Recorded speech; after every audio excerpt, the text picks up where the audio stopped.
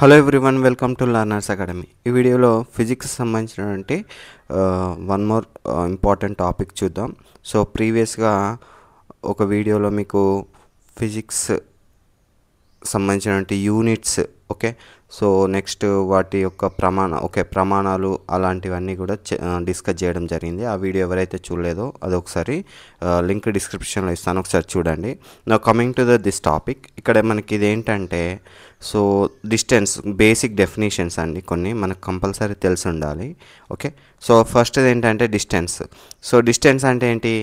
దూరం. ఇచ్చిన కాల వ్యవధిలో ఒక వస్తువు చలన సమయంలో ప్రయాణించే వాస్తవ మార్గం యొక్క పొడవు. అంటే ఫర్ ఎగ్జాంపుల్ ఇట్లా వెళ్ళింది అనుకోండి.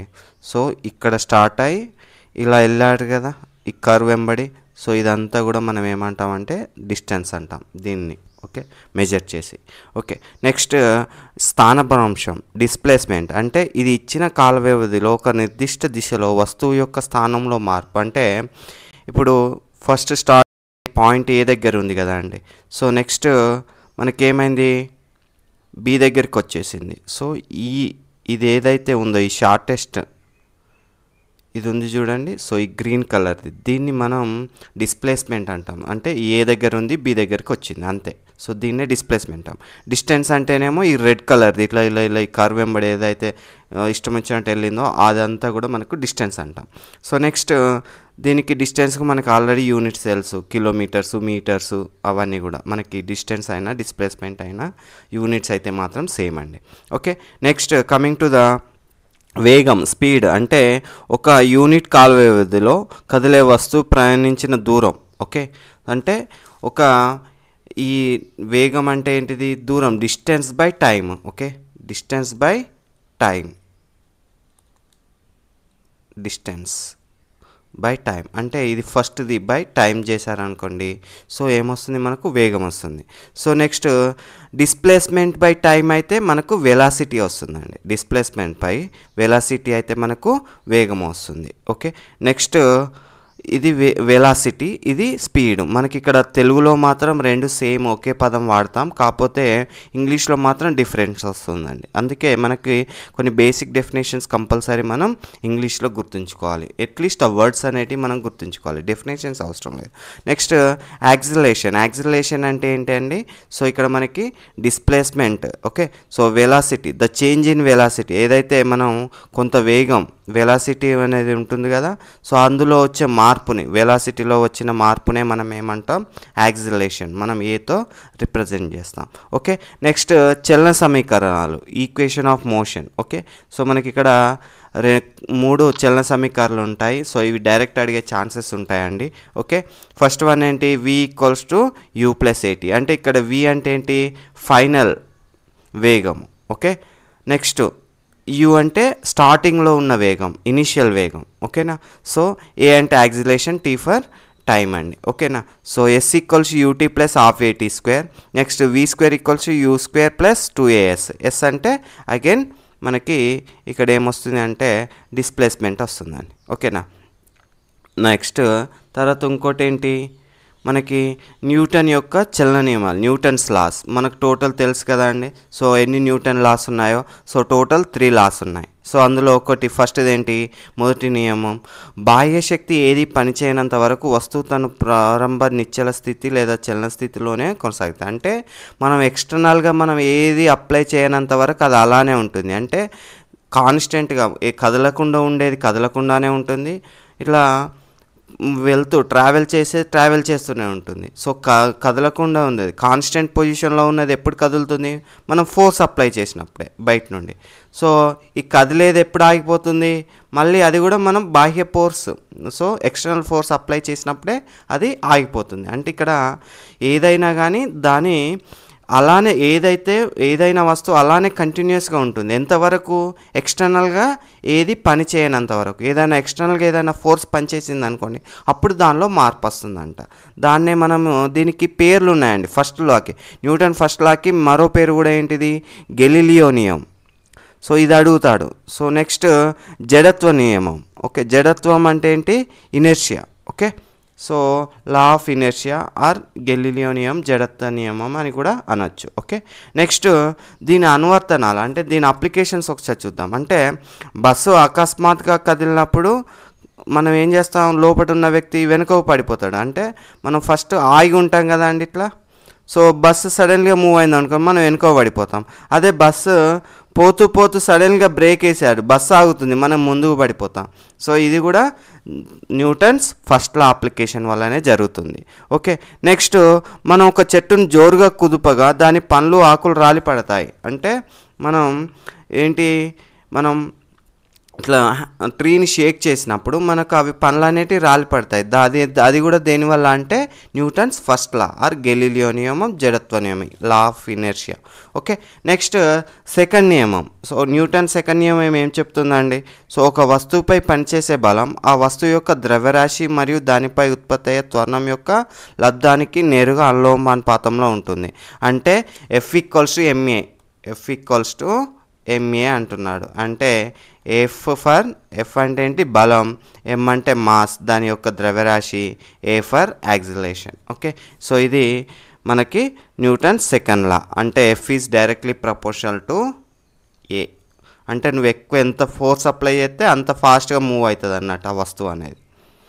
ఓకే, సో నెక్స్ట్ తర్వాత దీని యొక్క అనువర్తనాలు ఏంటి, హై జంప్ అథ్లెట్ ఈవెంట్లో అథ్లెట్కు కుషన్ లేదా బెడ్, ఇనుప బెడ్పై పడేలా చేస్తాడు. అంటే మనం ఇక్కడ ఏంటిది, ఇట్లా దీన్ని ప్రెస్ చేసినప్పుడే ఇట్లా ఒక ఇనుప బెడ్ ఒక కుషన్ ఉందనుకోండి, దీన్ని గట్టిగా ఒక కాలుతో తన్నినప్పుడే అతను ఎక్కువ దూరం పోగలుగుతాడు అన్నట్టు. ఓకేనా, క్రికెట్ ఆటగాడు వేగంగా వచ్చే క్రికెట్ బంతిని పట్టుకునేటప్పుడు తన చేతులను వెనుకకు లాగుతాడు. అంటే సో తక్కువ దెబ్బ తాకి లేకపోతే అది బౌన్స్ అయి పడిపోకుండా మనకు వెనుకకు లాగుతాం.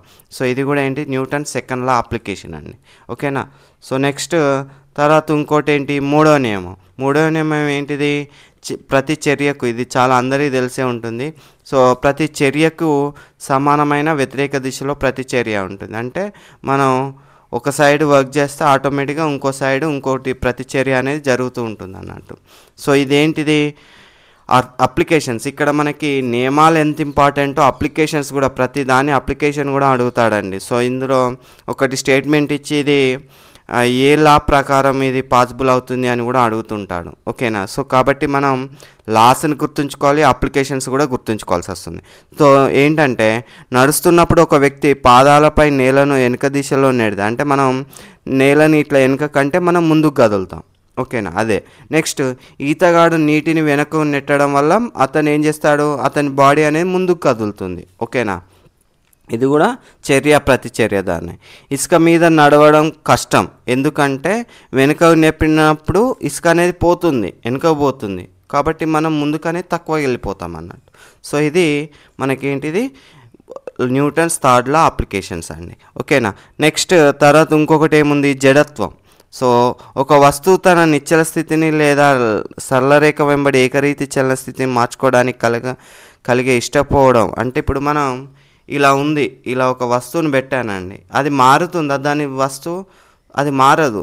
నేను కొంత ఫోర్స్ అప్లై చేయాలి, ఫోర్స్ అప్లై చేసినప్పుడే అది మారుతుంది, కొంచెం ఫోర్స్ అప్లై చేసినప్పుడు అది మారదు. అంటే అది రెసిస్టెంట్, అంటే వెనుకకు దాని మార్పును అది కోరుకోవడం లేదు అన్నట్టు. సో దాన్నే మనం ఏమంటాం అంటే ఇనర్షియా అంటాం. అలా మారకుండా ఉండడానికి ప్రయత్నించడాన్నే ఇనర్షియా అంటాం. ఓకే, వస్తువు యొక్క లేకపోతే ఒక సైకిల్ ఇట్లా ఫాస్ట్గా పోతుందండి, సైకిల్ పోయేదాన్ని ఆపుదామన్నప్పుడు ఒకేసారి ఆగుతుందా, ఆగదు.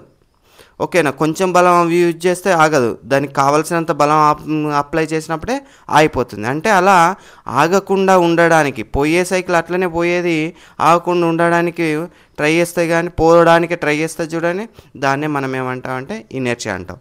కదలకుండా ఉండడం కావచ్చు, పోయేది అలానే పోతూ ఉండడానికి ట్రై చేయడం కావచ్చు, ఈ రెండు కూడా ఇనర్షియా కిందకే వస్తుందండి. అంటే దాని యాక్చువల్లీ పొజిషన్ని మార్చుకోకుండా ఉండడానికి ట్రై చేయడాన్ని ఇనర్షియా అంటారు. ఓకే, నెక్స్ట్ ద్రవ్యవేగం అంటే ఏం లేదు. సో నెక్స్ట్ దీన్ని దేంతో చూపిస్తాం అంటే P equals to momentum, P equals to m/v. Okay, ఒక వస్తువు ఫర్ ఎగ్జాంపుల్ 10 kgs ఉన్న ఒక వస్తువు 5 km/hతో ట్రావెల్ చేస్తుందండి. అప్పుడు దాని ద్రవ్యవేగం ఏమవుతుంది 50 okay KG metre per second. Okay, so ఇది యూనిట్స్ అండి. కేజీ మీటర్ పర్ సెకండ్ అనేది ద్రవ్యవేగానికి యూనిట్స్. సో ఇక్కడ ఇది అప్లికేషన్ ఫార్ములా అనేది ఇంపార్టెంట్. ఆర్ఆర్బి గ్రూప్ డి లాంటి ప్రిపేర్ అయ్యే వాళ్ళకి దీని మీద క్వశ్చన్స్ అడిగే ఛాన్సెస్ కూడా ఉంటాయి. ఓకే, నెక్స్ట్ ఇంకొక టాపిక్ ఏంటంటే వృత్తాకార చలనం అంటే సర్క్యులర్ మోషన్. సర్క్యులర్ మోషన్ అంటే ఏంటి? ఇలా ఒక పాత్, సర్క్యులర్ పాత్లో ఒక వస్తువు ఇలా ట్రావెల్ చేసాను అనుకోండి, దాన్ని సర్క్యులర్ మోషన్ అంటాం, అంతే. ఓకే, నెక్స్ట్ వృత్తాకార చలనంలో ఏదైనా బిందువు వద్ద ఆ బిందువు వద్ద వృత్తానికి గీసిన స్పర్శరేఖ అంటే ఇక్కడ వస్తువు యొక్క డైరెక్షన్ ఎలా ఉంటుంది అంటే ప్రతిసారి మారుతుంది. ఒక్కొక్క పాయింట్కి ఒక్కొక్క డైరెక్షన్లో ఉంటుంది. ఒక ట్యాంజెంట్ అంటే స్పర్శరేఖ అంటే ట్యాంజెంట్ దిశలో ఉంటుంది.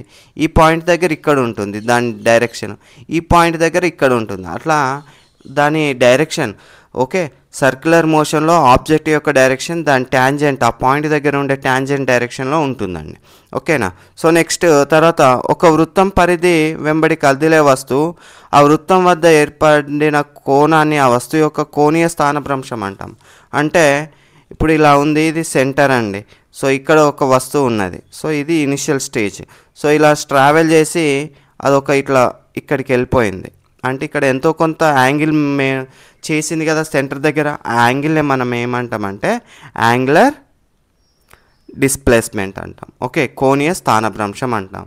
నెక్స్ట్ దీనికి యూనిట్స్ ఏంటి అంటే రేడియన్ అండి. ఓకే, యాంగులర్ డిస్ప్లేస్మెంట్కి యూనిట్స్ రేడియన్. ఇది చాలా చాలా ఇంపార్టెంట్. ఓకే, మనకు తెలుసు కదండి డిస్ప్లేస్మెంట్ ఇట్లా డైరెక్ట్ ఇట్లా స్ట్రేట్ లైన్లో పోతేనేమో కిలోమీటర్లు మీటర్లు, ఇలా యాంగులర్ డిస్ప్లేస్మెంట్కి మనకి ఏంటి యూనిట్స్ రేడియన్. ఓకే, నెక్స్ట్ అదే ఒక పర్టికులర్ టైంలో వచ్చే మార్పునే దాన్ని ఏమంటాం కోణీయ స్థానభ్రంశం అంట, యాంగులర్ వెలాసిటీ. ఓకే, దానికి ఏమవుతుంది రేడియన్ పర్ సెకండ్, టైం కాబట్టి సెకండ్ వస్తుంది. నెక్స్ట్ కోణీయ వేగంలో వచ్చే మార్పును, ఓకే మార్పు రేట్ని మనం మళ్ళీ ఏమంటాం కోణీయ త్వరణం, యాంగులర్ యాక్సిలరేషన్. దానికి అప్పుడు ఏమవుతుంది units radian per second square. Next తర్వాత ఇంకొక ఇంపార్టెంట్ టాపిక్ ఏంటంటే అపకేంద్ర బలం అభికేంద్ర బలం. అంటే అభికేంద్ర బలం అంటే ఇప్పుడు ఇలా సర్క్యులర్ మోషన్లో ఉన్నది ఉంటుంది కదా అండి, ఇది ఇటు లాగబడుతుంది. ఓకే, సో ఇటు సెంటర్ వైపు తోయబడుతుంది వస్తువు అనేది. దాన్నే ఆ సెంటర్ వైపు పనిచేసే బలాన్ని ఏమంటారంటే centripetal force. Okay, centripetal force అంటే ఏంటి? అభికేంద్ర బలం అంటే సెంటర్ వైపు వస్తువును నెడుతుంది అది. ఓకే, నెక్స్ట్ అదే ఇప్పుడు ఈ సర్క్యులర్లోనే అది అటు రాకుండా ఇటు రాకుండా ఉంటుందంటే ఇది ఇటు సెంటర్ వైపు ఒక ఫోర్స్